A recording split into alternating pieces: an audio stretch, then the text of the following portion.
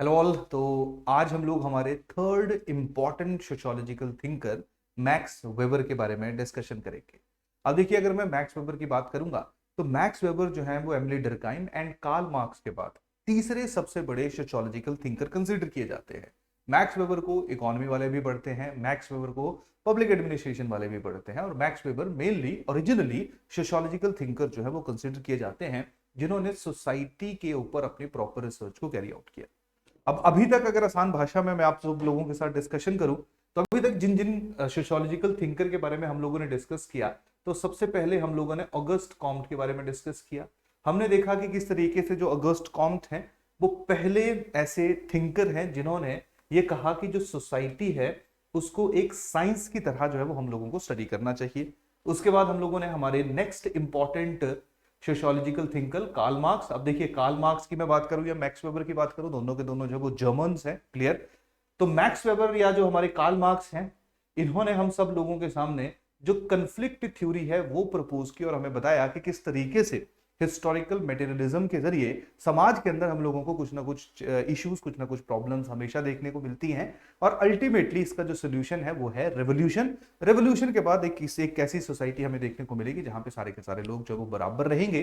तो कहीं ना कहीं जो अगस्ट कॉम्ट है वो इसलिए सोसाइटी की साइंटिफिक स्टडी की बात कर रहे थे क्योंकि उस जमाने में जो सोशल इंस्टेबिलिटी थी, उस सोशल इंस्टेबिलिटी या उन सोशल इश्यूज को, पॉवर्टी, अनएम्प्लॉयमेंट, सुसाइड, इस तरह के इश्यूज को कैसे एड्रेस किया जाए। तो वहां पे अगस्ट कॉम्ट ने कहा था कि हम सोसाइटी को एक साइंस की तरह पढ़ेंगे। तो ऑब्वियस बात है, जब साइंस की तरह अप्रोच करेंगे तो बहुत सारी प्रॉब्लम्स, बहुत सारी परेशानियां जो सोसाइटी फेस कर रही है उसको रिजॉल्व किया जा सकता है। सिमिलरली जो कार्ल मार्क्स है उसने पूरे का पूरा जो ठीकरा है वो कैपिटलिज्म के ऊपर फोड़ दिया। उसने कहा कि जो कैपिटलिस्टिक स्ट्रक्चर है या जो हमारा इकोनॉमिक एक्टिविटीज है उनमें जो डिस्पैरिटी है उसका इंपैक्ट हम लोगों को सोसाइटी या समाज के ऊपर देखने को मिलता है, जिसके कारण हैव्स और हैव नॉट्स के बीच में कंफ्लिक्ट रहता है। और ये तभी खत्म हो सकता है या सोसाइटी के अंदर तभी स्टेबिलिटी आ सकती है जब हैव नॉट्स हैव्स के खिलाफ आवाज उठाएंगे और एक बड़ा रेवोल्यूशन होगा, तब जाके समाज में जो है, सोसाइटी के अंदर जो है वो हमें स्टेबिलिटी देखने को मिलेगी। फिर हमने थर्ड इंपॉर्टेंट थिंकर के बारे में डिस्कस किया, दैट इज एमिली डर्काइम।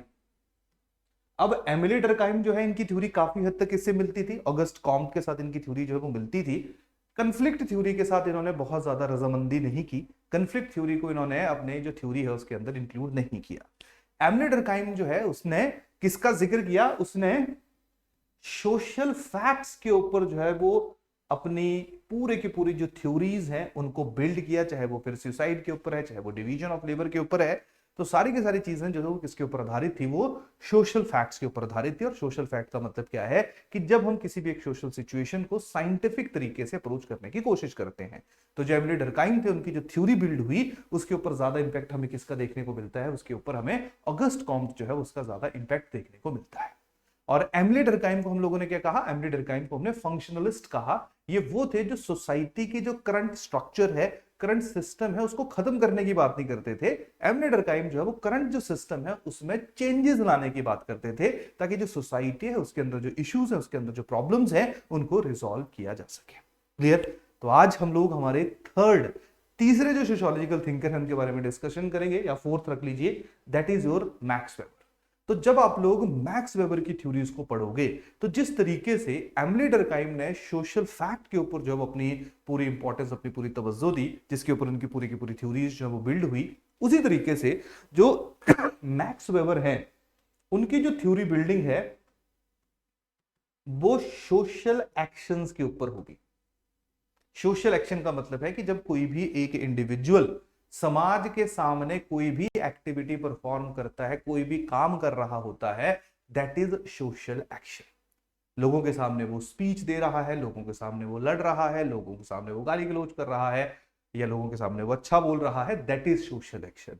जो सोसाइटी के लिए वो बोल रहा होता है, ना कि खुद के लिए। क्लियर।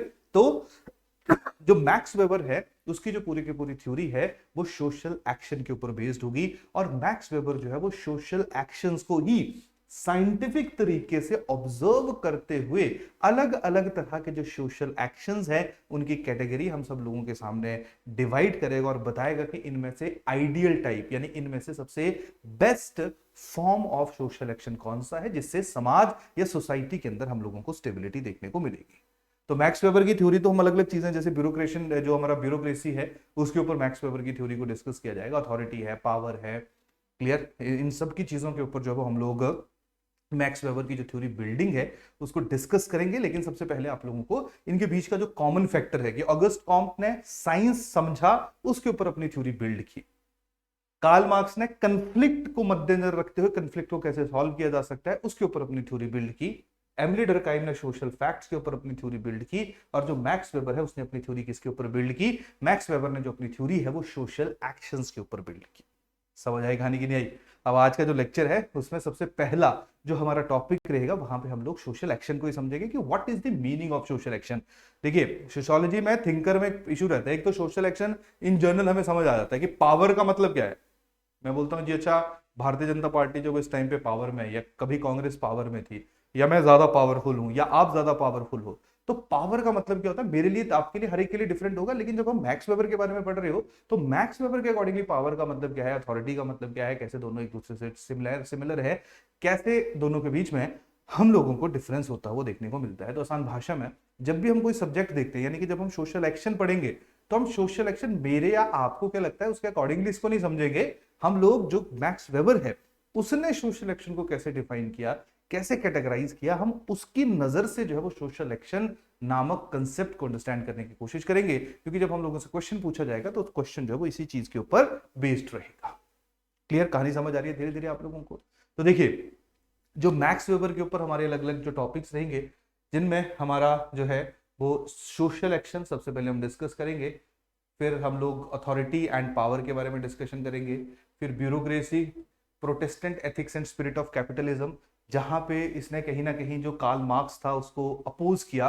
क्योंकि कार्ल मार्क्स ये कहता है कि जो इकोनॉमिक सिस्टम है उसका इंपैक्ट जो है वो सोसाइटी के ऊपर पड़ता है।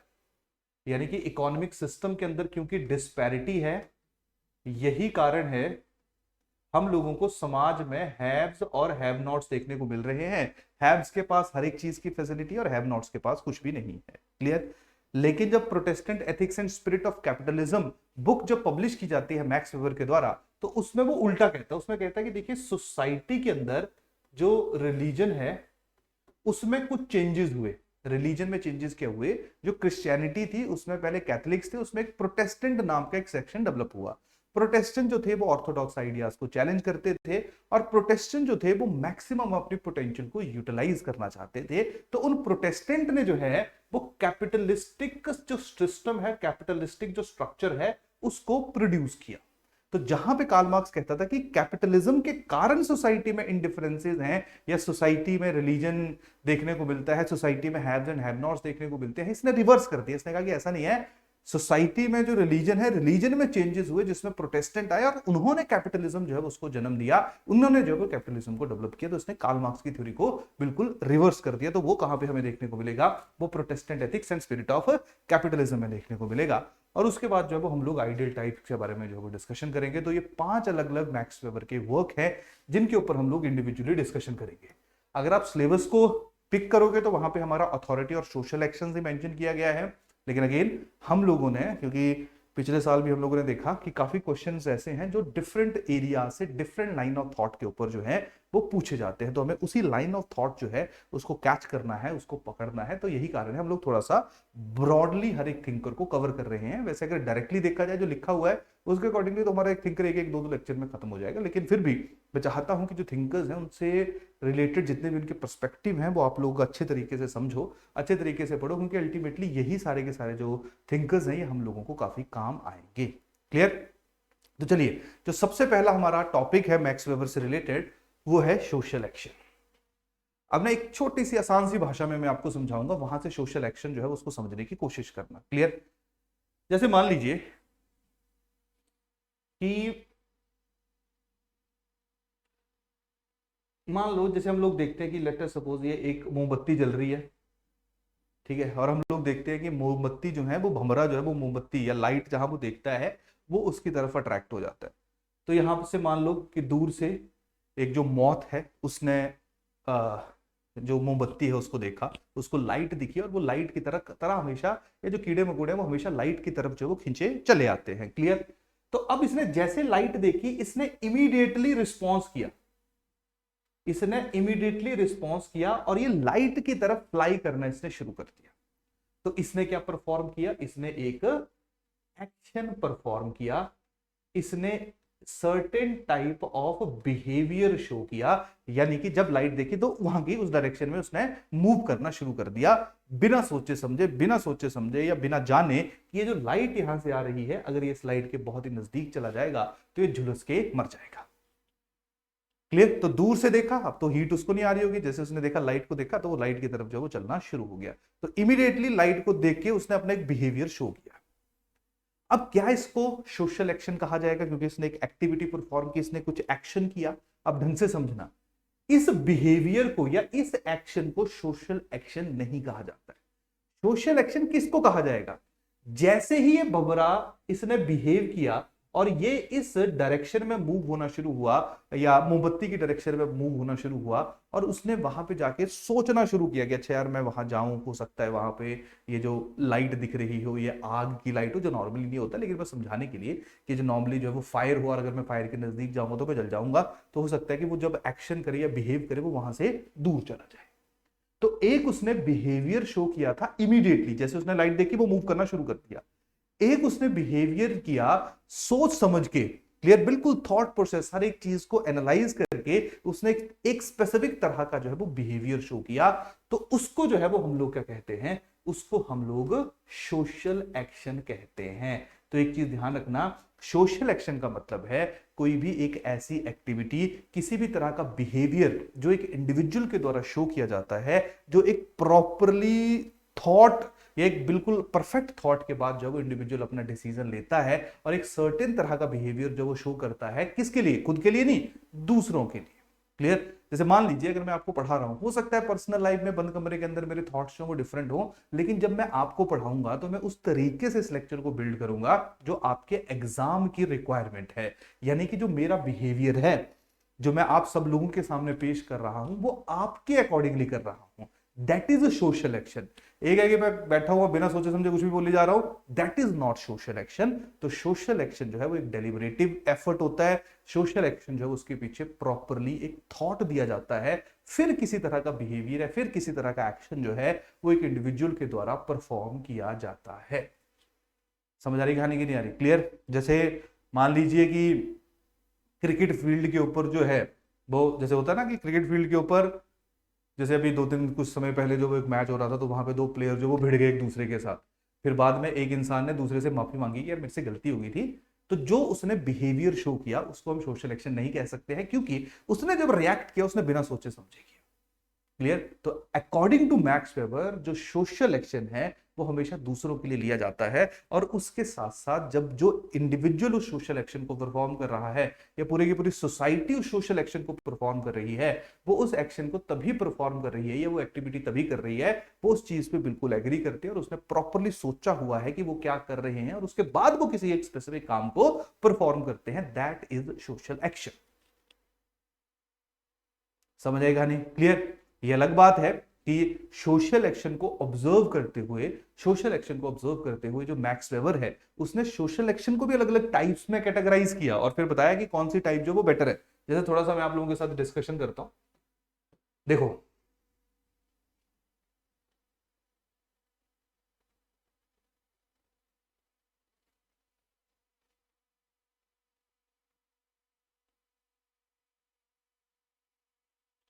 मान लीजिए आपने जिंदगी में कोई भी गोल अचीव करना है। जैसे मान लेते हैं कि आप लोगों ने जो है वो जो हमारा सिविल सर्विसेज का एग्जामिनेशन है उसको क्वालिफाई करना है। क्लियर? जो आपका सिविल सर्विसेज एग्जामिनेशन है आपने इसको क्वालिफाई करना है, आपने गोल सेट कर लिया। क्लियर?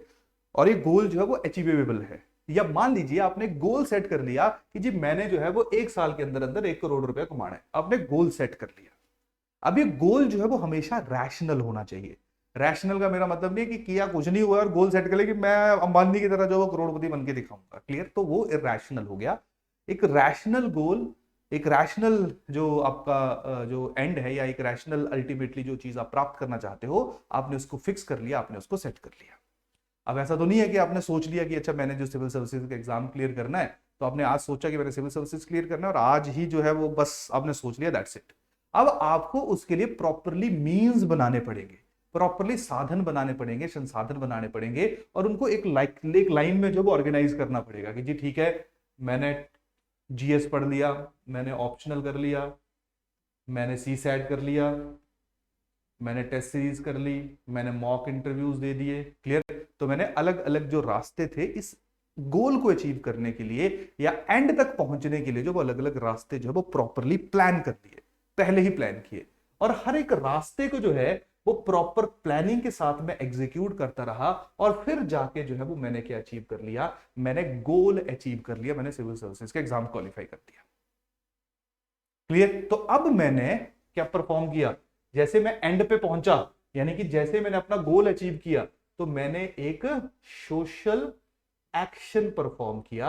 और ये जो सोशल एक्शन था, इसमें मेरे को मीन्स भी बिल्कुल मेरे को क्लियर थे कि मैंने कैसे, किस तरीके से जो है, किस रास्ते से जाना है, कैसे स्टेप बाय स्टेप आगे मूव करना है। और मेरे को जो गोल था वो भी क्लियर था। और मेरा गोल जो है वो सामने वाले को भी समझ आ रहा है, मेरे घर वालों को भी समझ आ रहा है, मेरे दोस्तों को भी समझ आ रहा है, और जो रास्ता है वो भी उनको समझ आ रहा है और वो मेरे को भी समझ आ रहा है। यानी कि प्रॉपरली जब एक वेल प्लान्ड कोई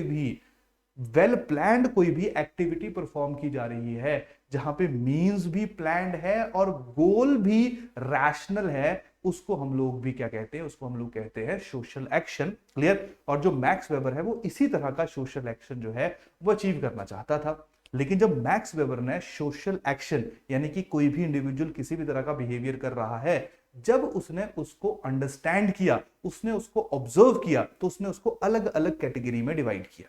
जैसे एक वाली कैटेगरी तो ये होगी, क्लियर, जो आइडियल टाइप की सोशल एक्शन है।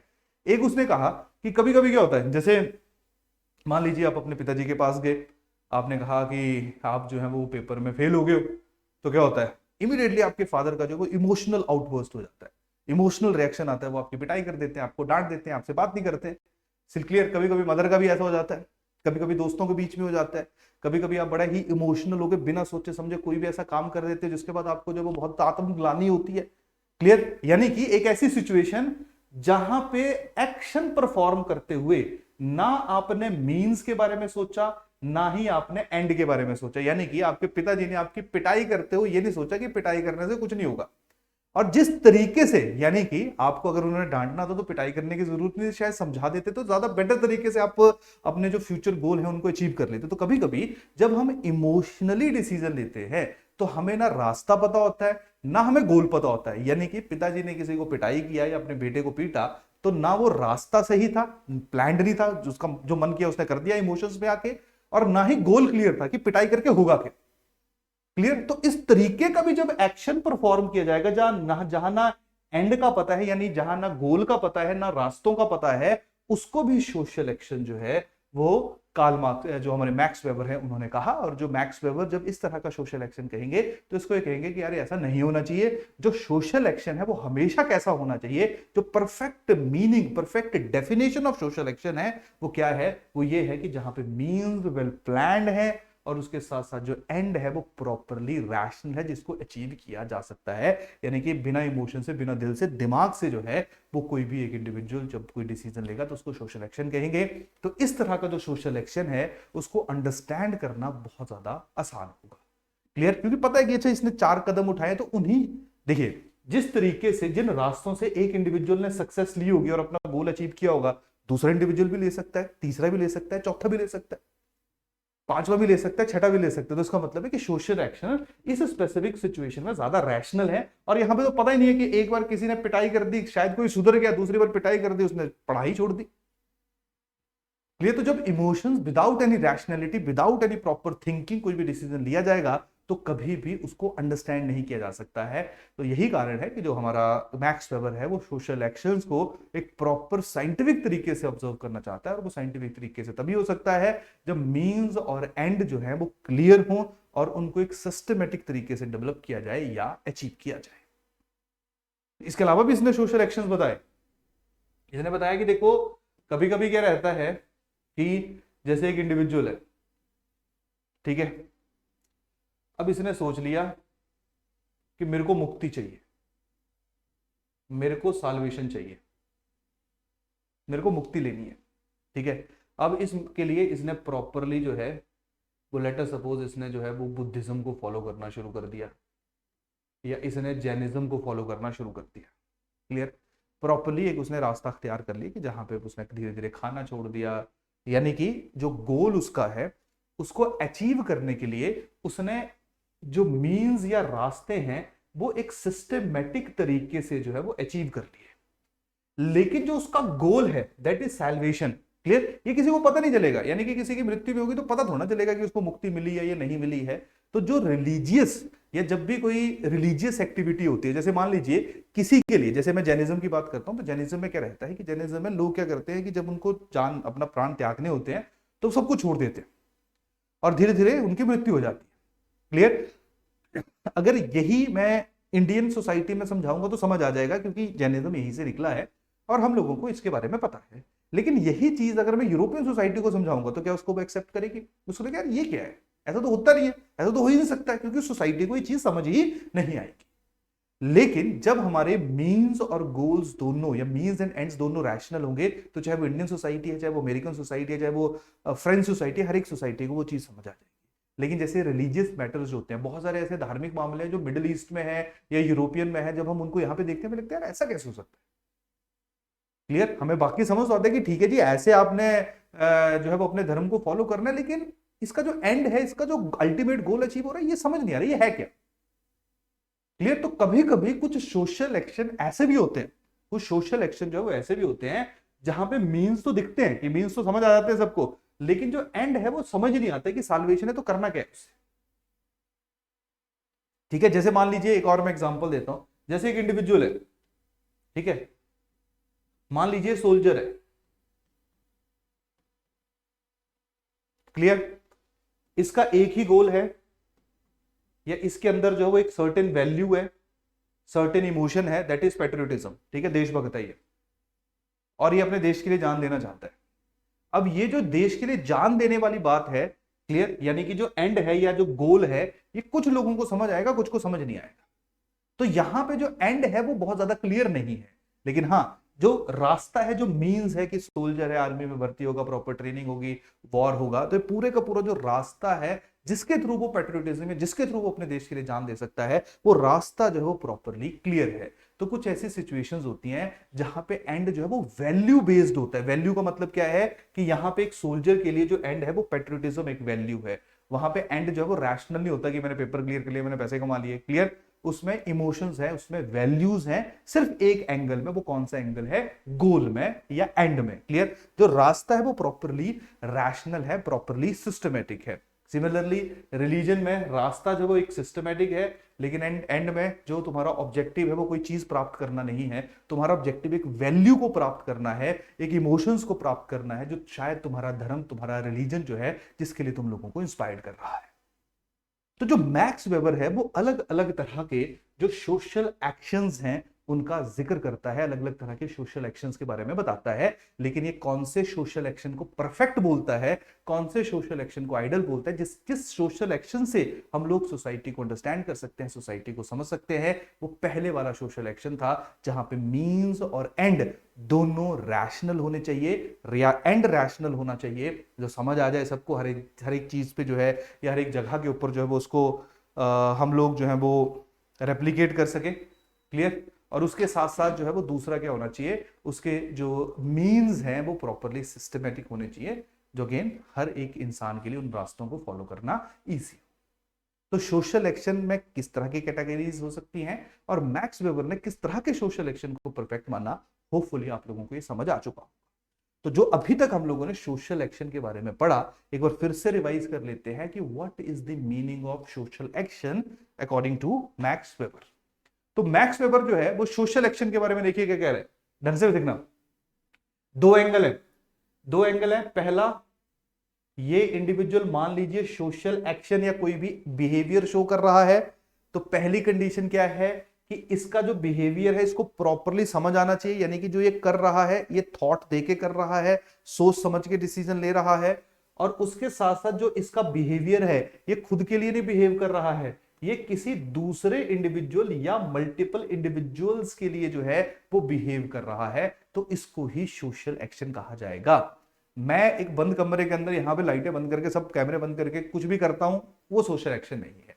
मैं अब कैमरे के सामने आप सब लोगों के लिए कुछ बोल रहा हूं, क्लियर, मैं खुद के लिए नहीं बोल रहा हूं, जो मेरे को आता है वो मेरे को आता है, मैं आपके लिए बोल रहा हूं ताकि आपको भी वो चीजें जो है वो समझ आ सके, क्लियर, और मैं सोच समझ के बोल रहा हूं, क्लियर, प्रॉपर रिसर्च के बाद बोल रहा हूं, तो ये मैं क्या परफॉर्म कर रहा हूं, मैं सोशल एक्शन परफॉर्म कर रहा हूं अकॉर्डिंग टू मैक्स वेबर। और इसी तरह का सोशल एक्शन जो वो परफेक्ट होता है। तो देखो, action is social if some meaning is attached to it by the actor, clear.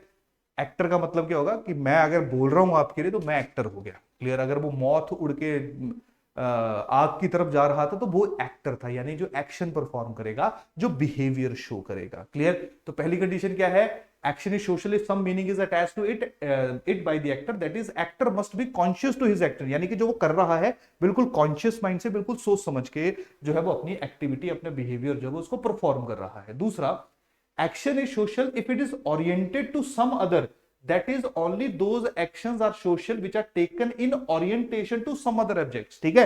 कोई भी एक एक्शन, कोई भी एक्टिविटी, कोई भी बिहेवियर दूसरे के लिए जब परफॉर्म करेगा, ये वाला इंसान, तब जाके हम उसको क्या कहेंगे, दैट इज सोशल एक्शन। अगर प्रधानमंत्री जो है वो तुम्हारी स्पीच, रोज स्पीच देके जब वो आप सब लोगों को कहा कि जी डिमोनेटाइजेशन हो रही है, तो वो एक सोशल एक्शन है। ऐसा नहीं है कि प्रधानमंत्री का जी मन किया, उठे टीवी के सामने आए 8 बजे और बोल दिया कि नोटबंदी है, नहीं। जो उन्होंने बोला, जो उन्होंने एक्शन परफॉर्म किया, वो प्रॉपर डेलिब्रेशन डिस्कशन के बाद ही उन्होंने जो है वो सारी की सारी चीजें कही होंगी।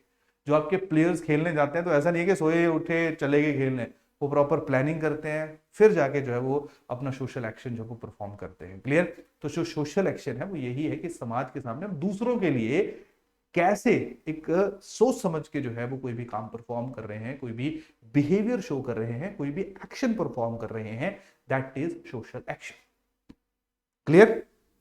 उसी यही वैसे तो ऊपर वाले काम का है। तो देखिए, सोशल एक्शन के लिए क्या चाहिए हमें, अगर इसको थोड़ा सा तोड़े, सोशल एक्शन के लिए हमें 2 लोग चाहिए, एक इंडिविजुअल तो नहीं, दो या 2 से ज्यादा लोग सोशल एक्शन के लिए चाहिए। दूसरा, जो इंडिविजुअल का एक्शन है वो दूसरे के लिए होना चाहिए। तीसरा, दूसरों पे उसका अफेक्ट भी होना चाहिए, ठीक है जी। चौथा, जो सोशल एक्शन है उसकी कोई मेरे लिए जो परफॉर्म कर रहा है, जो बोल रहा है, उसके लिए कोई रेलेवेंस होनी चाहिए। ऐसा नहीं बिना सोचे समझे, बिना किसी रीजन के जब मैं बोले जा रहा हूँ, कुछ काम करे जा रहा हूँ जिसको जो है वो हम लोग सोशल एक्शन की कैटेगरी में नहीं डाल सकते हैं। तो सोशल एक्शन जो है एक वेल डेलिबरेटिव स्टेप होता है, सोच समझ के दूसरे के लिए एक इंडिविजुअल जो है वो परफॉर्म करता है। इवन जब आप अपने माता पिता से भी बात करते हो, दोस्तों से बात करते हो, that is social action, clear, done. तो देखिए, तो सोशल एक्शन को 4 अलग अलग टाइप्स में, 4 अलग अलग टाइप्स जो हैं उसमें मैक्स वेबर ने डिवाइड किया, और इनके बारे में मैं डिस्कस कर चुका हूं। अब उनको टेक्निकल मतलब हम लोग देख लेते हैं। तो पहली है ज़ेवेक रैशनल एक्शन और rational action in relation to goal, ठीक है जी। ज़ेक रैशनल एक्शन भी बोल सकते हो, या इसको आप बोल सकते हो rational action in relation to a goal. ये वो वाला एक्शन है जहां पे मीन्स और गोल, मीन प्रॉपर या जो गोल है वो पूरा रैशनल होता है, यानी कि जो एंड है, गोल का मतलब ये नहीं कि मैंने एंड मतलब कोई गोल अचीव कर लिया, मैंने सिविल सर्विसेज क्लियर कर लिया, that is the end of my civil services journey, अब मेरा नेक्स्ट गोल जो है वो शुरू हो जाएगा, क्लियर। तो गोल जो है वो रैशनल होना चाहिए, प्रैक्टिकल होना चाहिए, समझ आने वाला होना चाहिए, और जो मीन्स है वो प्रॉपर सिस्टमेटिक तरीके से जो है वो डिजाइन होने चाहिए ताकि आप अपने गोल को प्ले कर सकें। तो इस तरह का जो सोशल एक्शन होगा उसको क्या कहा गया, उसको ज़ेक रैशनल एक्शन या rational action in relation to a goal कहा गया। दूसरी जो कैटेगरी देखो क्या है, उसको बोलते हैं वर्ड रैशनल एक्शन और rational action in relation to a value, in relation to a value. अब ध्यान से समझना, मीन है, जो गोल है, गोल जो है वो रैशनल नहीं है, गोल जो है वो वैल्यू बेस्ड है। वैल्यू बेस्ड क्या हो सकता है, गोल रैशनल हो सकता है, पैसा कमाना है, 100 करोड़ कमाना है, 10 करोड़ कमाना है। रैशनल हो सकता है कि पेपर क्लियर करना है। रैशनल जो हो सकता है वो ये है कि जो अचीवेबल लगे।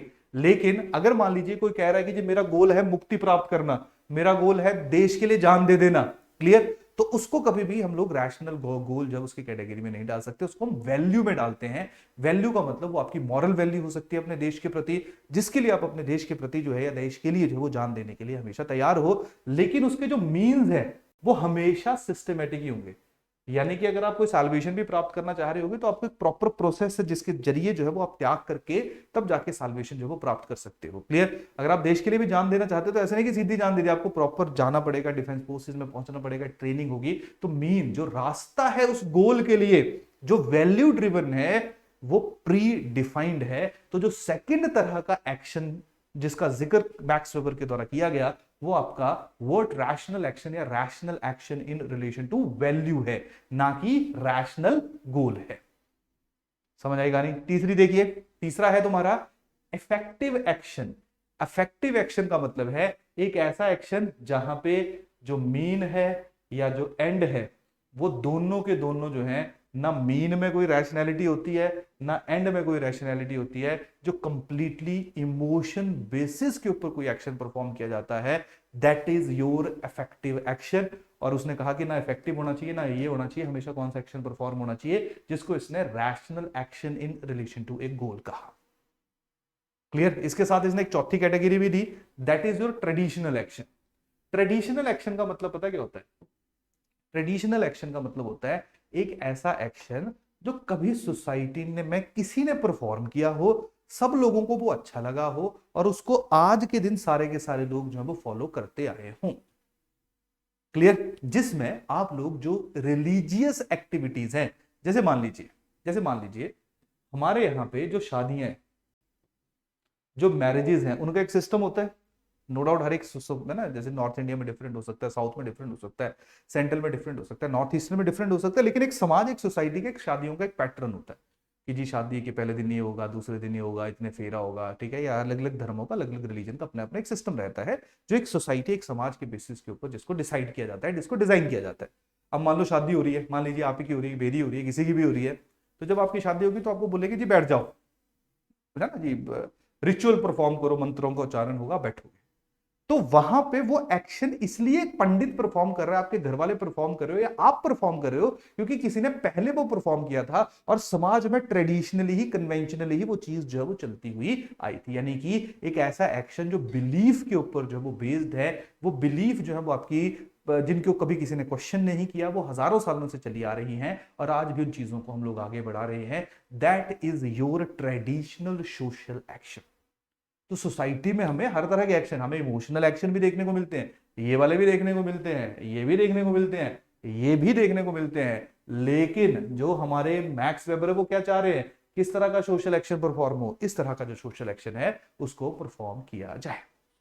क्योंकि अगर इस तरह का सोशल एक्शन होगा जो रैशनल होगा, उसको स्टडी करना, उसको साइंटिफिक स्टडी करना जो वो आसान होगा, और जिसको साइंटिफिक तरीके से स्टडी करना जो है वो इजी होगा, ऑब्वियसली बात है थ्योरी बिल्डिंग वहां पे इजी होगी और उसको अलग अलग जगहों के ऊपर जो हम लोग रेप्लीकेट कर सकते हैं, अलग अलग जगहों के ऊपर जो हम उसको रिपीट कर सकते हैं। समझ आएगा नहीं? क्लियर? तो सोशल एक्शन का मतलब आपने क्या समझना है? जो पहली वाली लाइन है, that is a social action according to Max Weber, but at the same time he also acknowledged other types of social action in the society, जिसमें कौन कौन से हैं? rational action in relation to value, effective action, and third is your traditional action. Hopefully आप लोगों को जो social action का कंसेप्ट है वो समझ आ गया होगा। क्लियर? देखिए सोशियोलॉजी की ना एक ब्यूटी है, मैं आपको पर्सनली बताता हूँ, क्योंकि हम लोग उस जमाने के, उस टाइम के जब दो ऑप्शनल हुआ करते थे, और मैंने पर्सनली, मतलब सोशियोलॉजी तो चलिए एक था, इसके अलावा पब्लिक एडमिनिस्ट्रेशन भी रहा है मेरा, ज्योग्राफी भी रहा है। क्लियर? किसी जमाने में जब वो PSI भी सोचा था, लेकिन चलिए उसके बाद पेपर तो नहीं दिया। तो मैं वही कहता हूँ कि जितने भी ऑप्शनल है उनमें सबसे आसान ऑप्शनल जो है वो सोशियोलॉजी है। वो इसलिए नहीं है कि मैं भी पढ़ा रहा हूँ, वो इसलिए इजी है क्योंकि इसमें बहुत सारे ऐसे एग्जांपल्स हैं, बहुत सारी ऐसी चीजें हैं जिनको हम अपने आसपास देखते रहते हैं, और इसको अंडरस्टैंड करना, इसको समझना हम सब लोगों के लिए काफी इजी है। बहुत ज्यादा मुश्किल जो है वो हमें सोशियोलॉजी नहीं देखने को मिलता है। क्लियर? क्योंकि यहाँ पे थिंकर्स भी बहुत ज्यादा नहीं है, और थिंकर जो वो वही बात कर रहे हैं, बस उनकी एक हमने टोन पकड़नी होती है, बस उनका एक थॉट प्रोसेस को हमने पकड़ना है। उसके अलावा मैक्सिमम चीजें वो वही कहेंगे जो कहीं ना कहीं आपने या तो सुनी होंगी या आप उनसे बहुत इजीली जो है वो रिलेट कर पाओगे। क्लियर? तो अगेन आपने जो है वो 2-3 चीजों के ऊपर बहुत ज्यादा फोकस करना है। आपने जितना ज्यादा रिवाइज कर सकते हो, that is the most important thing, revision और अंडरस्टैंडिंग ऑफ द कंसेप्ट, और just view your society through the lenses of your sociologist thinkers. Clear? तो आप लोगों के लिए सारी की सारी चीजें जो वो थोड़ी सी ईजी रहेंगी। तो ये था हमारा सोशल एक्शन से रिलेटेड एक छोटा सा कंसेप्ट। तो सोशल एक्शन की टाइप्स और उसके साथ साथ what is the concept of social action, जिसके बेसिस के ऊपर देखना जो बाकी चीजें जैसे पावर एंड अथॉरिटी की अगर हम बात करेंगे, तो पावर और अथॉरिटी के बारे में भी इसलिए जिक्र किया क्योंकि जब भी कोई लीडर, प्रधानमंत्री है, कोई मिलिट्री का लीडर है, जब भी कोई कोई कुछ ऑर्डर देता है, कुछ डायरेक्शन देता है, तो सारे के सारे लोग जब उसको फॉलो कर देते हैं, that is also social action. Clear ना? तो वो क्यों फॉलो करते हैं, किस किस तरह से अथॉरिटी या पावर को एक्सरसाइज किया जा सकता है, उसके ऊपर भी हम लोग जो है वो मैक्स वेबर जो है उसकी प्रॉपर रिसर्च को आगे बढ़ते हुए देखेंगे। लेकिन सबसे पहले हम लोग देख लेते हैं कि जो सोशल एक्शन है, जो सोशल एक्शन है इसका क्रिटिसिज्म क्या है। तो पहले सोचिए, जो अभी तक आप लोगों ने पढ़ा, कि आप लोगों को क्या क्या लग रहा है कि जो सोशल एक्शन है उसका क्या क्या क्रिटिसिज्म है, किन किन ग्राउंड्स के ऊपर हम लोग सोशल एक्शन को क्रिटिसाइज कर सकते हैं। क्लियर? डन? सोचिए, देखिए, बिल्कुल इजी से वर्ड्स लेंगे, बाकी जो अलग अलग थिंकर्स ने क्रिटिसाइज किया है सोशल एक्शंस को, उनको तो हम लोग पढ़ ही लेंगे। देखो, जो पूरे का पूरा सोशल एक्शन क्रिटिसिज्म है, सोशल क्रिटिसिज्म है, this is criticism of social action. Clear? देखो, अगर हम पूरे के पूरे सोशल एक्शन के कंसेप्ट को पढ़ रहे हैं, तो यहां पे कहा जा रहा है कि जो सोशल एक्शन है वो इंडिविजुअल हमेशा दूसरे के लिए ही परफॉर्म करता है। लेकिन कभी कभी ऐसा भी तो हो सकता है कि उस इंडिविजुअल का मन हो लोगों को सच बोलने का, लोगों के सामने जो है वो सच्चाई लेके आने का, जहां पे वो उनके बारे में नहीं सोच रहा है, जहां पे वो सिर्फ अपने मन के बारे में सोच रहा है, सिर्फ अपने दिल के बारे में सोच रहा है, और अपने उस अकॉर्डिंगली जो है वो अपनी जो उसका बिहेवियर है उसको सबके सामने एक्सप्रेस कर रहा है, जिसका कहीं ना कहीं जिक्र जो है वो एफ्लुएंट एक्शन के रूप में मैक्स वेबर ने भी किया। लेकिन मैक्स वेबर जो है वो हमेशा सोशल एक्शन को एक परफेक्ट तरीके से परफॉर्म होता हुआ देखने की कोशिश कर रहा था। क्लियर? तो कभी कभी तो इंडिविजुअल अपने पर्सपेक्टिव से भी किसी तरह की जो वो डिसीजन मेकिंग कर सकता है, जहां पे दूसरे का जो ओपिनियन है, दूसरे के लिए उसके मन में शायद किसी तरह का कोई जो है वो कोई भी जो है वो प्री ऑक्युपाइड नोशन हो, या दूसरे को खुश करना है, दूसरे को परेशान करना जो है उसका मेन ऑब्जेक्टिव ना हो, वो सिर्फ अपने आप को एक्सप्रेस करना चाह रहा हो। दूसरी बात क्या है कि इसने कहा कि यार सोशल एक्शन में जो इंडिविजुअल बेचारा है, ठीक है, जो इंडिविजुअल है, इसकी आइडेंटिटी को तो इसने खत्म ही कर दिया। इसने हमेशा कहा कि यार जो भी कोई करेगा वो दूसरे के लिए करेगा, वो अपने लिए नहीं करेगा। क्लियर? तो जो सोशल एक्शन की थ्योरी है उसका सबसे बड़ा क्रिटिसिज्म जो है वो हम लोगों को इसी स्पेसिफिक ग्राउंड के ऊपर जो वो देखने को मिलता है। क्लियर? तो इसने जो है वो सारे का सारा जो फोकस है वो किसके ऊपर किया कि इंडिविजुअल जो है वो कैसे बिहेव कर सकता है, इंडिविजुअल कैसे बिहेव कर सकता है। लेकिन इसने पूरे का पूरा जो सारे का सारे जो लोग जो है वो क्योंकि बहुत बार हम लोग देखते हैं कि इंडिविजुअल बिहेवियर के ऊपर जो वो सोशल इंपैक्ट भी हमें देखने को मिलता है। क्लियर? जहां पे जो समाज है वो कहीं ना कहीं इंडिविजुअल को किसी तरह से बिहेव करने के लिए मजबूर कर देती है। इंडिविजुअल समाज के अकॉर्डिंगली ये सोचे कि मैं जो डिसीजन ले रहा हूं वो बिल्कुल सही है। किसी जमाने में हमारे यहाँ पे सती प्रथा को लोग इसलिए एग्जीक्यूट करते थे क्योंकि उनको लगता था वो सही है, तो वो कोई इंडिविजुअल एक्शन नहीं था, सोच के नहीं लिया उन्होंने, क्योंकि वो जो कलेक्टिव या जो सोशल नोशंस थे, सोशल नॉर्म्स थे, उन्होंने इंसान को ये सोचने पे मजबूर कर दिया था कि जो भी वो एक्शन ले रहे हैं वो बिल्कुल सही है। लेकिन जो मैक्स वेबर है उसने जो है वो सिर्फ इंडिविजुअल एक्शन के ऊपर ज्यादा परफॉर्म जो है वो फोकस किया, और जो कलेक्टिव एक्शन था उसको बिल्कुल उसने जो है वो क्या कर दिया, इग्नोर कर दिया। क्लियर? इसके साथ साथ जो मैक्स वेबर है उसने जो लेटेंट फंक्शन का मतलब क्या होता है कि कुछ हिडन मतलब भी होते हैं एक्शंस के पीछे, यानी कि जरूरी नहीं है कि कोई भी इंडिविजुअल कोई भी काम परफॉर्म कर रहा है तो वो हमेशा जो उसके पास एग्जिस्टिंग इंफॉर्मेशन है उनके अकॉर्डिंगली उनको उनके बेसिस के ऊपर उनको सोच समझ के ही अपना डिसीजन ले। कभी कभी ऐसा भी रहता है कि इंसान कुछ कर तो रहा होता है लेकिन उसको उसके बारे में कभी पता ही नहीं होता। जैसे मान लीजिए आप एक हॉस्पिटल में गए, ठीक है, तो हॉस्पिटल में कुछ ऐसी बीमारियां हैं जिनका इलाज है, और हॉस्पिटल में कुछ ऐसी बीमारियों का भी इलाज होता है जिनका इलाज आज तक नहीं हुआ है, लेकिन फिर भी डॉक्टर जो वो कोशिश कर रहा है, हो सकता है कल को वो उसका इलाज निकाल ले। That is your latent activities with in the hospital, जो एक ऐसी चीज के ऊपर इनडायरेक्टली काम कर रहे हैं जिसके ऊपर अभी तक कभी सफलता नहीं मिली है, जिसके ऊपर किसी को नहीं पता है कि कैसे इस बीमारी का इलाज किया जाए। तो उसी तरीके से शायद कुछ सोशल एक्शंस ऐसे भी हो सकते हैं जो कभी परफॉर्म ना हुए हो, इंसान के माइंड में कभी उनके बारे में कुछ पता ही ना हो, just for the sake of acting, just for the sake of behaving, एक इंडिविजुअल जो है वो एक सर्टेन तरह से जो बिहेव कर रहा हो, लेकिन उस बिहेवियर के पीछे किसी तरह का लॉजिक, किसी तरह का जो रैशनैलिटी जो है वो शायद उस स्पेसिफिक टाइम पे ना हो। क्लियर? तो सोशल एक्शन जो है उनमें लेटेंट एक्टिविटीज भी हो सकती है, यानी कि हिडन एक्टिविटीज भी हो सकती है, जिनके बारे में किसी को भी ना पता हो, इवन जो एक इंसान एक्शन कर रहा है उसको भी ना पता हो, तो उसका जिक्र या लेटेंट एक्टिविटीज का जिक्र जो है वो मैक्स वेबर के द्वारा नहीं किया गया। क्लियर? डन? इसके साथ साथ कभी कभी सोशल एक्शंस के लिए दो लोगों की जरूरत नहीं है। पार्सन यही कह रहा है कि एक इंडिविजुअल जो है वो कभी कभी खुद ब खुद जो है वो भी सोशल एक्शन परफॉर्म कर सकता है, दूसरे इंसान के होने की जो है वो किसी भी तरह की जो है वो आवश्यकता नहीं रहती है। क्लियर? और उसके साथ साथ जो है उसमें ये भी कहा गया कि जो मैक्स वेबर है उसने ज्यादा फोकस जो है वो मेंटल प्रोसेस के ऊपर किया, इंडिविजुअल कैसे बिहेव कर रहा है उसके ऊपर उसने ज्यादा जो है वो फोकस किया, लेकिन उसकी जो रिसर्च है वो साइकोलॉजी के ऊपर बिल्कुल भी नहीं है। तो वो कैसे किसी एक इंडिविजुअल के माइंड या किसी इंडिविजुअल को कैसे बिहेव करना चाहिए या कैसे वो सोशल एक्शन परफॉर्म कर रहा है, तो वो किस तरीके से इस बिहेवियर को एग्जीक्यूट कर सकता है। क्लियर? तो इस तरीके से जो है वो अलग अलग ऑलमोस्ट सेम ही तरह के जो सोशल एक्शन के ऊपर क्रिटिसिज्म जो है वो हम लोगों को यहाँ पे देखने को मिलते हैं, जहां पे उसने एक इंडिविजुअल के बिहेवियर को ज्यादा जो है वो तवज्जो दी कि एक इंडिविजुअल के पर्सपेक्टिव से सोशल एक्शन को अंडरस्टैंड करने की कोशिश की रेदर देन सोसाइटी। क्लियर? तो ये हमारा है छोटा सा कंसेप्ट पहला, that is your social actions. अब दूसरा कंसेप्ट जो आज के लेक्चर में हम लोग डिस्कस करेंगे, that is power and authority. सब भूल जाओ, सब भूल जाओ कि आपने, हो सकता है आप में से कुछ लोगों ने सोशियोलॉजी पढ़ी हो सकता है कुछ लोगों ने जो वो सोशियोलॉजी को रीड ना किया हो। जब आप इन शब्दों को देखते हो, पावर को देखते हो, अथॉरिटी को देखते हो, तो दोनों में डिफरेंस क्या है?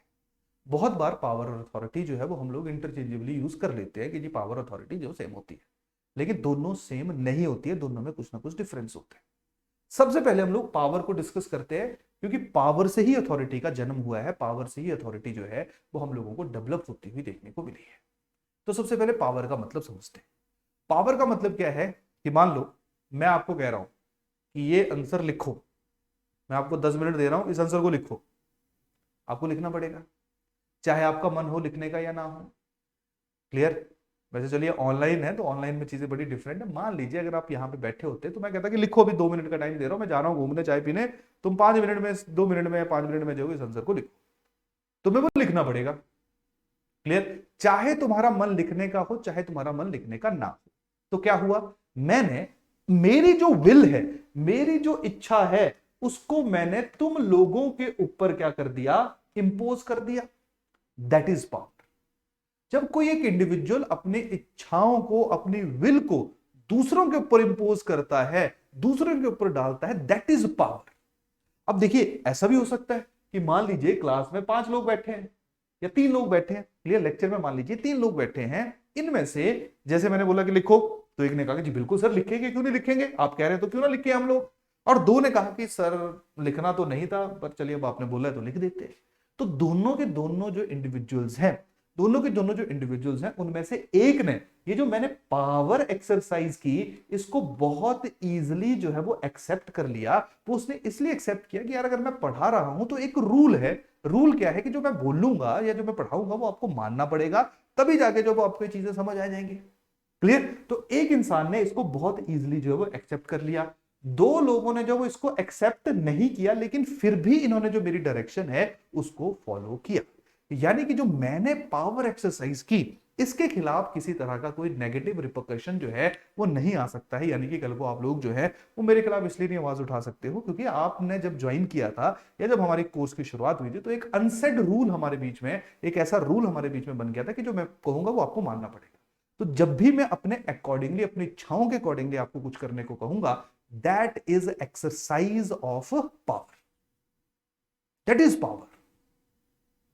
अब वो पावर जो है वो आप उसको एक्सेप्ट भी कर सकते हो और पावर जो है उसको आप एक्सेप्ट नहीं भी कर सकते हो एक इंडिविजुअल की। लेकिन मान लो मैं तानाशाह हूं, मैं डिक्टेटर हूं, मैंने बोल दिया कि चलो जी आज से 2 टाइम का खाना मिलेगा, तीसरा नहीं दूंगा मैंने नहीं दिया, तुम लोग रोड पे आ गए, मैंने जो वो अपने सैनिक भेज दिए, तो क्या कर लोगे? क्रश कर दूंगा तुम्हारे रेबेलियन को। तो ये भी पावर ही है, ये भी पावर है कि जहां पे तुम्हारी इच्छाओं के अनुसार तुम चाहते नहीं है, तुम्हारी इच्छाओं के विपरीत तुम चाहते ही नहीं थे कि ये काम परफॉर्म हो और मैंने जबरदस्ती जो वो तुमसे वो काम करवा दिया, दैट इज ऑल्सो पावर। तो पावर का जो मतलब है वो बहुत ज्यादा ब्रॉड है। क्लियर? और पावर होपफुली आपको समझ आ रहा होगा, पावर जो है वो दो तरह की है। पहली पावर वो है जो लेजिटिमेट है। लेजिटिमेट पावर का मतलब क्या है कि लेजिटिमेट पावर का मतलब है कि मान लीजिए कि मिलिट्री के अंदर जो है वो पहले से ही डिवीजन है कि जो ऑफिसर होगा वो सोल्जर्स को ऑर्डर देगा और सोल्जर्स को वो चीज फॉलो करनी पड़ेगी। तो सोल्जर्स ने जब आर्मी ज्वाइन की थी उनको पता था, उनकी ट्रेनिंग में बता दिया गया कि जो भी ऑफिसर ने बोला वो आपको मानना पड़ेगा। तो ऑफिसर कल को कुछ भी कहेगा वो सोल्जर उसको एक्सेप्ट करेगा और उसको जाके इंप्लीमेंट कर देगा। Clear? That is legitimate power, जहां पे एक्सेप्टेंस है। उसके साथ साथ ये उस इंडिविजुअल के ऊपर भी बहुत डिपेंडेंट होता है जो उस पावर को एक्सरसाइज करता है। बहुत बार ऐसा होता है कि एक इंसान ने कुछ काम करने को बोला तो आप खुशी खुशी कर देते हो, दूसरे ने बोला तो आप मना कर देते हो कि जी मैं नहीं करूंगा। क्लियर? तो इंडिविजुअल की जो पर्सनैलिटी है वो भी कभी कभी एक्सरसाइज ऑफ पावर जो है उसमें बहुत इंपॉर्टेंट रोल जो है वो अदा करती है। एक इंसान है जिससे आप डरते हो, उसे उसका काम आप बहुत इजीली कर दोगे, जिससे नहीं डरते हो उसका काम आप नहीं करोगे। तो कभी कभी जो जो इंसान पावर को एक्सरसाइज कर रहा होता है उसके ऊपर भी बहुत सारी चीजें डिपेंडेंट होती हैं। लेकिन मैक्स वेबर जो है वो इस तरह की एक्सरसाइज ऑफ पावर को कभी भी एंडोर्स नहीं करता है। थोड़ी देर में मैं आपको बताऊंगा कि किस किस तरीके से पावर को एक्सरसाइज किया जा सकता है, कौन कौन से फैक्टर जो है वो हम लोगों को पावर को एक्सरसाइज करते हुए देखने को मिलते हैं। लेकिन सबसे पहले समझो कि पावर एक तो लेजिटिमेट आ गई। लेजिटिमेट पावर का मतलब क्या है? जो लीगल है, जो कॉन्स्टिट्यूशनल है। मान लो हमारे देश में जो कानून बने हैं, हमारा संविधान है, उसने कोई डायरेक्शन दी हुई है, तो सारे के सारे जो लोग हैं उस पावर को जब भी कोई एक्सरसाइज करेगा तो सारे लोग उसको एक्सेप्ट करेंगे कि जी ठीक है जी, क्योंकि पता था सबको। कभी कभी पावर जो है वो नॉन लेजिटिमेट होती है। नॉन लेजिटिमेट पावर का मतलब क्या है कि हमारे यहां पे कॉन्स्टिट्यूशन है जिसने कहा जी पार्लियामेंट्री डेमोक्रेसी होनी चाहिए, 5 साल के बाद इलेक्शन होने चाहिए। आज एक प्रधानमंत्री है, उसने कहा जी मैं नहीं कराता इलेक्शन, जो मर्जी करना है कर लो। तो क्या ये लीगल है? नो। ये क्या हो गया आपका? नॉन लेजिटिमेट हो गया। तो ये भी पावर है, उसने कहा कि नहीं कराता जी, करना कर लो, क्योंकि मैं वो इंसान अपनी विल को इन्फोर्स कर रहा है। ये अलग बात है कि उसके पीछे कोई लीगल रीजन, कोई कॉन्स्टिट्यूशनल रीजन नहीं है, क्योंकि संविधान ने तो उसको इस तरह करने की पावर नहीं दिया है। लेकिन फिर भी वो अपनी विल को, अपनी इच्छा को आपके ऊपर इंपोज कर रहा है। That is also the exercise of power. तो पावर जो है वो लेजिटिमेट भी हो सकती है, लीगल भी हो सकती है, और पावर जो है वो इनलेजिटिमेट भी हो सकती है। जब इनलेजिटिमेट पावर होती है उसको कहते हैं कोएर्शन। ठीक है, उसको क्या कहते हैं? कोएर्शन, इंट्रूजन, जबरदस्ती किसी के ऊपर अपनी जो मन है, मन की इच्छा है, उसको इंपोज करना। और जब पावर लेजिटिमेट होती है, प्रॉपर लीगल बैकिंग होती है उसको, तो उसको क्या कहा जाता है? उसको कहा जाता है अथॉरिटी। तो जब एक शब्द यूज किया गया कि मैंने अपनी अथॉरिटी एक्सरसाइज की, तो इसका मतलब है कि मैंने अपनी लेजिटिमेट पावर यूज की, क्योंकि वो पावर शायद मेरे को कॉन्स्टिट्यूशन ने दी थी, शायद किसी एक्ट ने दी थी, या इस इंस्टीट्यूशन ने दी थी, जिसके जरिए मैं आपको कुछ बोल सकता हूं, मैं अपनी विल आपके ऊपर थोप सकता हूं। और आपने भी उसको इसलिए एक्सेप्ट किया क्योंकि आपको ये चीज पता थी।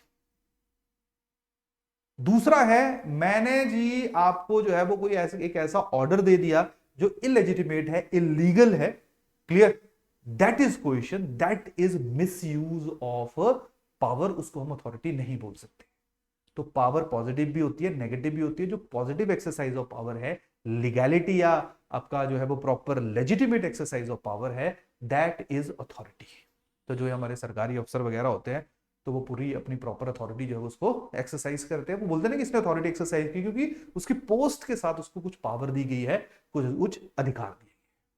तो होपफुली आप लोगों को जो पावर एंड अथॉरिटी के बीच का जो डिफरेंस है ये समझ आया होगा। वैसे तो मैं ऐसा कह सकता हूं कि जो अथॉरिटी है, ठीक है, all type of authority comes under power, but all kind of powers do not come under authority. Hopefully this thing is clear to you. Done? तो यहां तक कहानी सबको समझ आ गया? क्लियर? अब देखो, अब मैक्स वेबर ने जब सोशल एक्शन को स्टडी करेगा तो ये पूरा हिस्ट्री में भी देखेगा यानी कि पहले सोशल एक्शन जो वो कैसे परफॉर्म किए जाते थे। सिमिलरली जब ये अथॉरिटी के बारे में लिखेगा तो ये पूरी हिस्ट्री को भी खंगालेगा कि हिस्टोरिकली किस किस तरीके से या एक समाज या एक सोसाइटी के अंदर, हिस्टोरिकली भी क्या आज भी एक समाज या एक सोसाइटी के अंदर जो वो किस किस तरीके से जो है वो अथॉरिटी को एक्सरसाइज किया जा सकता है। तो ये 3 तरीके से जो है वो अथॉरिटी को कैटेगराइज करेगा। पहली होगी ट्रेडिशनल अथॉरिटी, दूसरी होगी कैरिज्मेटिक अथॉरिटी, तीसरी होगी लीगल रैशनल अथॉरिटी। होपफुली थोड़ा सा समझ आई गया होगा आपको, क्योंकि हमने जब सोशल एक्शन पढ़ा था तो देखिए सोशल एक्शन इसलिए कंसेप्ट है क्योंकि उसी सोशल एक्शन यानी कि जो इंडिविजुअल बिहेव कर रहा है लोगों के सामने, उसी बेसिस के ऊपर अथॉरिटेड पावर को भी हम लोग अंडरस्टैंड करने की कोशिश कर रहे हैं। तो सबसे पहली है हमारी ट्रेडिशनल अथॉरिटी। तो देखिए ट्रेडिशनल अथॉरिटी का मतलब क्या है। ट्रेडिशनल अथॉरिटी का मतलब है कि मान लीजिए एक ट्राइब है, उस ट्राइब में कुछ ट्राइबल लीडर्स हैं, या मान लीजिए एक लीडर है ट्राइब का, वही पूरे के पूरे ट्राइब के लिए जो वो डिसीजन ले रहा है। यानी कि आज से जो हजारों साल पहले जब ट्राइब यहाँ पे रहा करती थी, जहां पे एक इंडिविजुअल के पास पूरे लॉज बनाने की पावर हुआ हो जाती थी, उस तरह का अगर आज भी हमें वो सिस्टम देखने को मिलेगा जो हमें कुछ ट्राइब्स में देखने को मिलता भी है, तो उसको हम लोग क्या कह देते हैं, that is traditional authority. Traditional authority वो है जो बिलीफ्स के ऊपर जो है वो बेस्ड है, क्योंकि हजारों सालों से वैसा चलता हुआ आया है।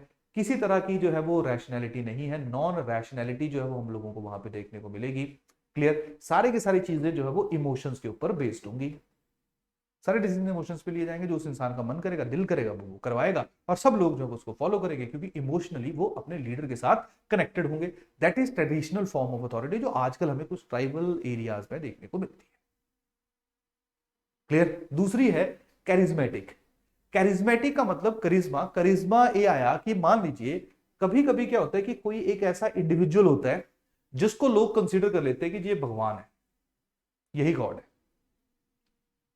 जहां पे कभी कभी एक इंडिविजुअल जो है उससे लोग या समाज इतना प्रभावित हो जाता है कि वो इंडिविजुअल जो भी बोलता है वो लोग उसके लिए मतलब मरने को तैयार हो जाते हैं।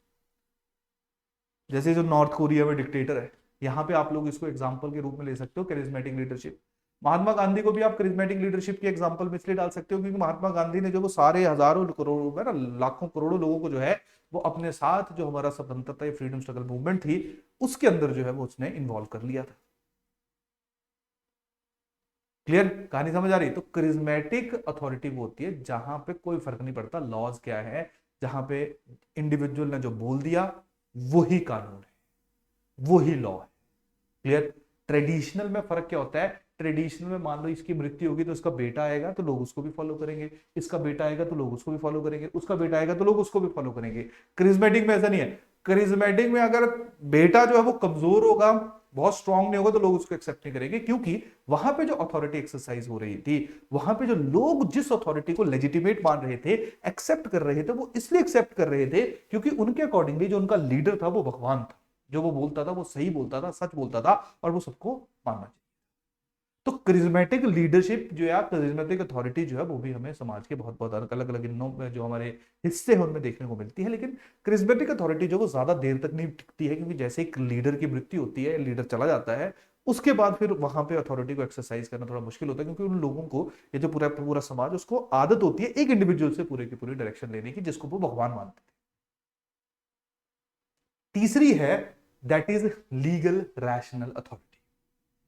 लीगल रैशनल अथॉरिटी वो अथॉरिटी है जहां पे प्रॉपरली वेल एस्टेब्लिश्ड लॉज होते हैं, और जो भी अपनी पावर को एक्सरसाइज करता है, जो भी अपनी अथॉरिटी को एक्सरसाइज करता है, वो उन लॉज के अकॉर्डिंगली करता है। जैसे मान लीजिए अगर आपकी डिस्ट्रिक्ट में कोई डीसी है, अब डीसी तो आज मिस्टर ए हो सकता है, कल को बी हो सकता है, परसों सी हो सकता है, अगले दिन कोई और हो सकता है, लेकिन पावर जो है वो डीसी के पास इरिस्पेक्टिव ऑफ इंडिविजुअल सेम रहेगी। और वो जो पावर है वो कहां से डिराइव करेगा, जो स्पेसिफिक एरिया के लॉज होंगे, रेगुलेशंस होंगी, कॉन्स्टिट्यूशन होगा, वहां से वो अपनी पावर को डिराइव करेगा।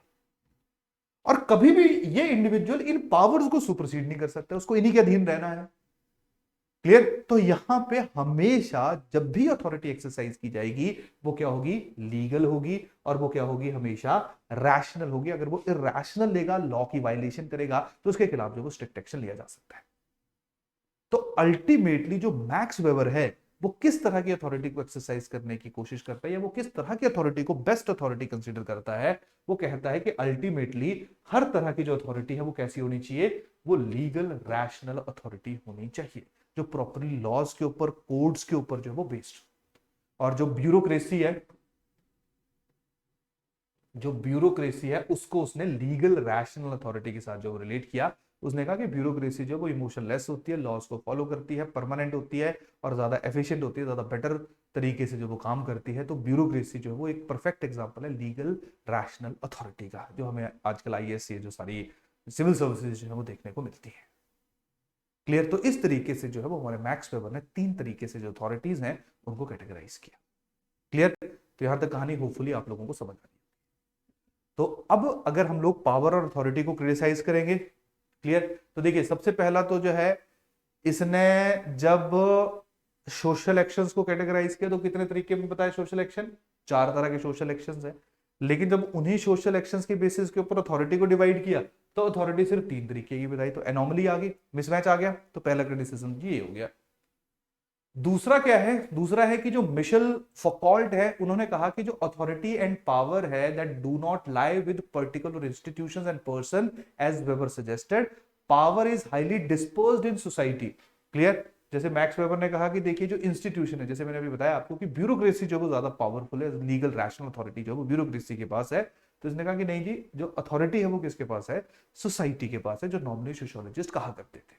क्लियर। इसके साथ साथ रॉबर्ट डाल जो उन्होंने कहा कि जो अथॉरिटी है वो कभी भी परमानेंट नहीं हो सकती है, अथॉरिटी सिचुएशनल है। हो सकता है कि डीसी जो वो लोगों के ऊपर अथॉरिटी एक्सरसाइज कर रहा हो और डीसी के ऊपर जो वो सीएम और सीएम के ऊपर जो वो पीएम अपनी अथॉरिटी जो है वो अल्टीमेटली एक्सरसाइज कर रहा हो। क्लियर। तो आसान भाषा में कभी भी हम लोग अथॉरिटी को जो है वो ये नहीं बता सकते कि यही है लीगल, या ब्यूरोक्रेसी जो है वो बेस्ट फॉर्म ऑफ अथॉरिटी जो है उसको एक्सरसाइज करती है। उसके ऊपर भी बहुत सारे लोग जो है वो बैठे हुए हैं जो उसको चैनलाइज कर सकते हैं, जो उसके ऊपर जो रिस्ट्रिक्शंस हैं उनको इंपोज कर सकते हैं। क्लियर। तो ये थे हमारे आज के 2 इंपॉर्टेंट टॉपिक्स किस किस के ऊपर।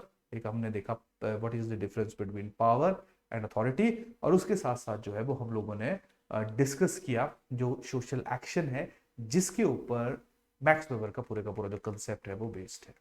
क्लियर। तो एक बार जल्दी से रिवाइज कर ले। क्लियर। तो अभी तक हम लोगों ने क्या देखा, हमने ऑगस्ट कॉम्ट के बारे में पढ़ा। ऑगस्ट कॉम्ट जो है उन्होंने साइंस के ऊपर मेन फोकस किया, उन्होंने साइंटिफिक स्टडी का जिक्र किया। उसके बाद हम लोगों ने कार्ल मार्क्स के ऊपर देखा जिन्होंने सोसाइटी के अंदर जो कन्फ्लिक्ट है या कन्फ्लिक्ट जो है सोसाइटी के अंदर उसके ऊपर अपनी पूरी थ्योरी जो है उसको बेस किया। उसके बाद हमने एमिली डर्काइम जिन्होंने सोशल फैक्ट्स के जरिए जो वो सोशियोलॉजिकल थ्योरी को डेवलप करने की कोशिश की। और आज के लेक्चर में हम लोगों ने जब मैक्स वेबर के बारे में पढ़ा तो हमने देखा कि किस तरीके से मैक्स वेबर जो है वो सोशल एक्शन को बेसिक प्रीमाइस मान के अपनी थ्योरी को बिल्ड कर रहे हैं। अब सबसे पहले मतलब है या सबसे पहली जो बात है वो ये है कि what is the meaning of social action. तो social action according to Max Weber 2 conditions को फुलफिल करने वाला होना चाहिए, जिसके ऊपर बाद में क्रिटिसिज्म भी हुआ। पहली कंडीशन ये है कि वो इंडिविजुअल बेसिस के ऊपर होना चाहिए, जहां पे इंडिविजुअल जो है वो प्रॉपरली थॉट प्रोसेस के बाद कोई एक्टिविटी परफॉर्म कर रहा है और वो एक्टिविटी खुद के लिए नहीं वो दूसरे के लिए परफॉर्म कर रहा है। तो इसका क्रिटिसिज्म जो है वो इसी स्पेसिफिक पॉइंट से जो हम लोग एक्सट्रैक्ट कर सकते हैं। लेकिन होपफुली आपको ये समझ आ रहा होगा कि 2 इंडिविजुअल्स होने चाहिए कम से कम किसी भी तरह के सोशल एक्शन के लिए। जो सोशल एक्शन है वो दूसरों के प्रति होना चाहिए, दूसरों पे उसका फर्क पड़ना चाहिए, और जो इंडिविजुअल एक्शन परफॉर्म कर रहा है उसके लिए उसकी रेलेवेंस होनी चाहिए। Just for the sake of behaving वो बिहेव ना कर रहा हो। तो उसके बाद इसने सोशल एक्शंस को जो वो अलग अलग तरीके से कैटेगराइज किया। इसने कहा जी सबसे बेस्ट जो है वो रैशनल एक्शन है, जो सिर्फ मींस और एंड, मींस जो वो प्रॉपर सिस्टमेटिक होते हैं, एंड जो है वो पूरा रैशनल एंड होता है जिसको अचीव किया जा सकता है, जिसको क्वांटिफिकेशन जिसकी हो सकती है। उसके बाद इसने rational action in relation to value कहा। क्लियर। जिसमें मीन जो है वो तो सिस्टमेटिक होगा लेकिन वैल्यू जो है वो इमोशन बेसिस के ऊपर होगी। उसके बाद उसने इफेक्टिव एक्शन कहा जहां पे मीन और एंड दोनों के दोनों जो है वो इमोशन बेसिस के ऊपर लिए जाएंगे। और लास्ट उसने जो वो ट्रेडिशनल एक्शन कहा, जो ट्रेडिशनल एक्शन जो बड़े सालों से चलते हुए हैं, बिलीफ्स हैं, प्रैक्टिसेस हैं, रिलीजन है, जो उसी के ही बेसिस के ऊपर जो है वो कोई भी डिसीजन लिया जाएगा। क्लियर। इसके बाद हम लोगों ने क्रिटिसिज्म तो चलिए सेम पॉइंट्स ही हैं। उसके बाद हम लोगों ने पावर और अथॉरिटी के बीच का जो डिफरेंस है उसको देखा। हमने देखा कि जो अथॉरिटी है उस या पावर है उसको अथॉरिटी तब कहा जाएगा जब पावर लेजिटिमेट हो, अब ध्यान रखना, लेजिटिमेट का मतलब क्या है, जहां जिसको लोग जो है वो बहुत इजीली एक्सेप्ट कर सकते हैं, क्योंकि अगर कोई एक ऐसा लीडर जो करिज्मेटिक है, वो कभी कभी गलत बात भी करता है, फिर भी लोग जब उसको फॉलो करना शुरू कर देते हैं, दैट इज ऑल्सो अथॉरिटी, क्योंकि वो अपने एक लेजिटिमेट जो पावर है उसको एक्सरसाइज कर रहा है। अगर पावर को इलेजिटिमेट तरीके से एक्सरसाइज किया जाएगा तो उसको हम लोग अथॉरिटी नहीं कह सकते हैं। अथॉरिटी की अगर बात की जाएगी तो अथॉरिटी जो वो तीन तरीके से डिवाइडेड है। ट्रेडिशनल अथॉरिटी वो है जो बहुत हजारों सालों से एक बिलीफ सिस्टम है, जहां पे मान लीजिए एक ही परिवार का लीडर जो है वो वहां का राष्ट्रपति बनेगा, एक ही परिवार का लीडर जो है वो वहां का नेता बनेगा। दैट इज जो ट्रेडिशनल अथॉरिटी, क्लियर, जो हजारों सालों से चल रही है, जिसका कोई लॉजिक नहीं है, जिसका कोई सिस्टम नहीं है। दूसरी है that is your charismatic authority. तो करिज्मेटिक अथॉरिटी की अगर हम लोग बात करेंगे तो करिज्मेटिक अथॉरिटी जो है वो वाली अथॉरिटी है जहां पे इंडिविजुअल का जो करिज्मा है, इंडिविजुअल पर्सनैलिटी जो है वो ज्यादा इंपॉर्टेंट रोल अदा करती है कि कोई उसकी जो डायरेक्शन है, जो कोई उसकी पावर जो है उसको एक्सेप्ट करे या ना करे। और तीसरा जो वो हम लोगों ने देखा that is legal rational authority, जहां पे अथॉरिटी एक्सरसाइज की जाती है on the basis of proper rules, regulations, laws, acts etcetera. Clear? तो ये थे हमारे आज के दो इंपॉर्टेंट कंसेप्ट। तो होपफुली आप लोग वो मैक्स वेबर के बारे में जो वो समझ आया होगा। नेक्स्ट लेक्चर में हम लोग मैक्स वेबर को खत्म करेंगे, क्लियर। और उसके बाद जो बाकी हमारे टॉपिक्स बच गए हुए हैं उनके ऊपर जो हम लोग प्रॉपर डिस्कशन करेंगे। तो ध्यान रखिए, इस टेस्ट के बाद आपका, या इस जैसे हमारे मैक्स पेपर खत्म हो जाएगा उसके बाद मैं आपका एक टेस्ट लूंगा, तो आपने उस टेस्ट को जो वो प्रॉपरली सॉल्व करना है। तो चलिए मिलते हैं नेक्स्ट लेक्चर में, तब तक के लिए थैंक यू।